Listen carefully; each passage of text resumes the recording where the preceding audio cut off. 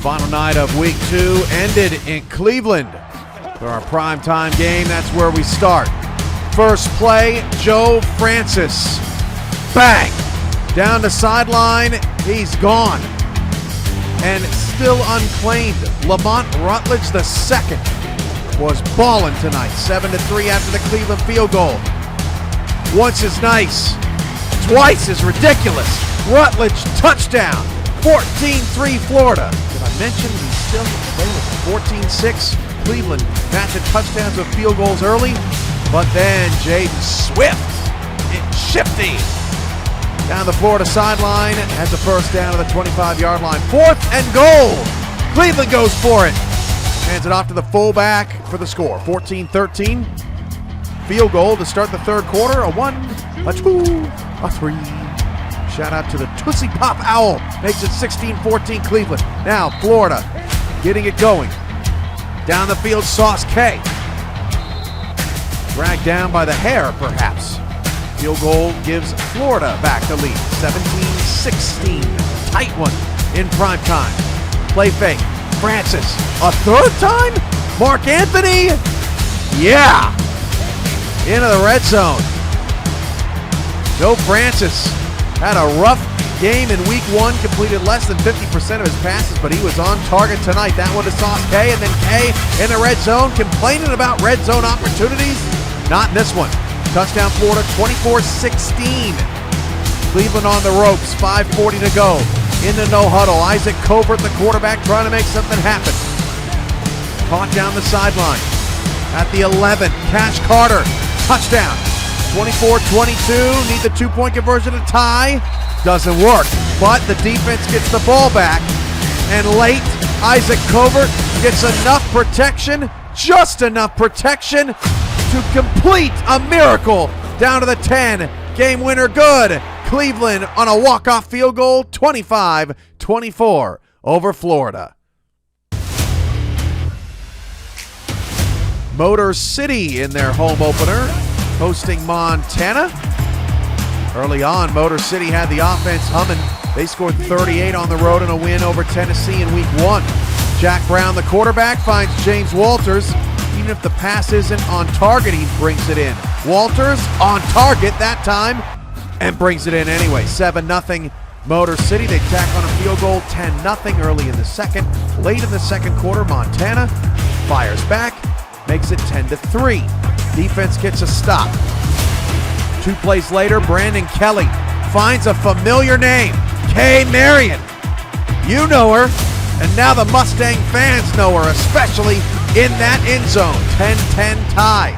Just before the half, 3 seconds, 2 seconds, 1 second. Ace Fennick out of bounds to match his number and gives Motor City the lead going into the break. So nice, we wanted to show it to you twice. 13-10, 10:45 to go in the third. Brandon Kelly play action. And it's Kay Marion again against a linebacker. That's always a mismatch. Kelly fires, caught, Marion, touchdown. 16-13, the extra point was blocked. Jack Brown fires over the middle. James Walters down to the 1. And a play action, a little dump off. Jack Brown fooling the defense. Motor City takes the lead, 20-16. Montana cuts it to 1 early in the fourth, 20-19. Need a stop. Won't get a stop. Jack Brown over the helmet of the defender. First and goal at the 5. Austin, score. 27-19 Motor City. 4:15 left, third down and 9. Again, Montana needs a stop. Can't get one. Austin again. Wide open down the sideline. Brown into the red zone. That's Walters. But after a Jack Brown fumble, Montana has one last shot. But it's picked off by Colin Douglas. A walk-off interception for a touchdown. Colin Douglas has 4 picks in 2 weeks. And Motor City is 2-0. New Orleans at Minnesota. After a bad loss in week 1 to Miami, Whisker Lafouche and the New Orleans Claws needed an answer, and they got one. Offense started hot in the first half. Rushing touchdown there makes it 7-0. Lafouche Finding another receiver over the middle. He started 7 of 10. Now taking off and running for the first down. Protect that football. Drive those legs forward. LaFouche all day.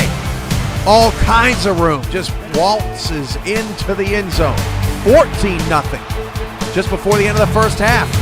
New Orleans in position to score again. And their field goal is good, but they leave 40 seconds on the clock. Just enough time for Minnesota to do this. Doug Falk just getting rid of it. Gets the offense into the red zone, and Minnesota would tack on a field goal to end the half. They missed 2 field goals in the first half from 50-plus. Otherwise, it'd be a one-score game right now, but instead it's 17-3, and Doug Falk is starting to sling it. Starting to get hot. Pump fake. Deep to Tyler Falk into the red zone. Jack Toulouse trying to punch it out, can't do it. 2nd and 4. Touchdown. 17-10. The lead is shrinking. Whisker LaFouche able to deliver in the 4th quarter just enough. Field goal tacked on, makes it 20-10. Minnesota in some trouble now. Doug Falk down the field, that's caught at the 25. They can't do anything with it from there. Field goal good, 20-13. And a walk-off safety helped New Orleans win the game by 9, their first win of the season. Dakota at El Paso on a windy night in Texas as the storms blow in from the west. Dyron James with a nice run here for El Paso, down 3-0. Getting Elliott Pope Jr. in position to throw the touchdown. 7-3, Desperados on top early. Nope, just kidding, because the extra point is kicked around. Someone's got to pick it up. They do pick it up. It's an extra point blocked for a touchdown. Well, 2-point conversion. You know what I mean. 6-5. Early in the 2nd quarter, pass caught. Dakota back in front. 12-6 in a scoregami for sure. Somebody's got to cover Holcomb. All the way into the end zone untouched. El Paso retakes the lead. 12-13. But, red alert, there's a snowstorm in Texas. Lorenzo Snow, the 13th, with the score, makes it 19-13. Then these teams put together a bunch of quick drives that resulted in not much. Field goal El Paso. Field goal El Paso. They were doing way too much of that tonight. And just before the first half, Dakota able to get in range. These kickers did a pretty good job against the wind, all things considered. Double play fake here for Billy Flagg. Finds a wide open receiver. That's tight end TJ Horn as Dakota tries to expand on their lead. Flagg back in the end zone. Mike Coco, welcome to the UFL.